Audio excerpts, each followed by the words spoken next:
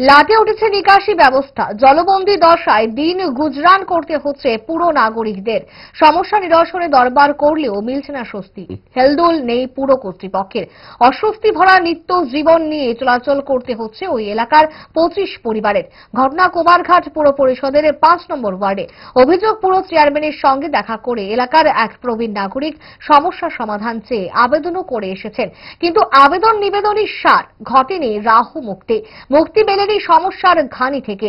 সংবাদ মাধ্যমের সামনে এক রাশ হতাশা ব্যক্ত করে প্রবীণ নাগরিক কি বলেছেন দেখাবো।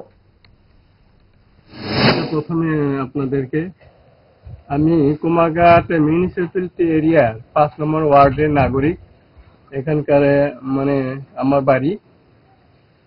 আর এই বাধ্য হয়েছি আমি ওই আমার বাড়ি থেকে প্রথম বর্ষণ শুরু থেকেই বাড়ির চারিপাশে জল জমছে অনেকদিন ধরে। জল নিষ্কাশনের কোনো ব্যবস্থা নাই। এখানে 20-25 পরিবার এদিকে দক্ষিণ দিকে এবং পশ্চিম দিকে অনেক পরিবার এই রাস্তা যাতায়াত করে, কিন্তু এখন ভীষণ অবস্থাতে আছে। আমরা জলমগ্ন।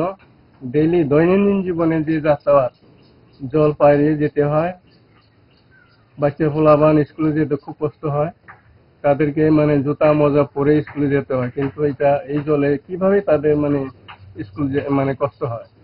তারপর এখানে আমি এই জলমগ্ন হওয়ার আগেই আজকে থেকে বর্ষার সিজনে আগে আমি জানাচ্ছিলাম, একটা চিঠি দিয়েছিলাম মিউনিসিপ্যাল এরিয়া, এবং আমি চেয়ারপারসনের সাথেও কথা বলছি যে যাতে এই জলগুলা যদি জমে তাইলে নিষ্কাশনের ব্যবস্থা করে দেয়।